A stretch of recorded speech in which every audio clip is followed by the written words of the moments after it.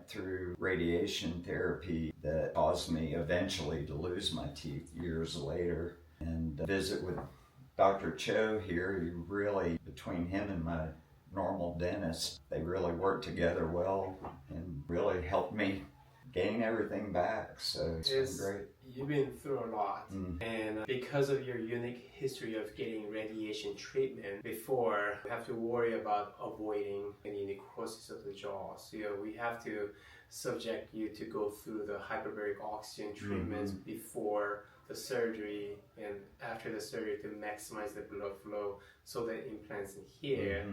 Today's the first day that our patient got his first smile back in a very long time, and I'm so happy. I'm just super excited, and I appreciate you for believing in Dr. Holt and myself through the journey, and then just allowing us to be there for you. You guys did a fantastic job. I'm really pleased. It's a hard work. It's a lot of work, but it makes that smile really makes everything worth it. So I just want to say thank you. Well, thank you.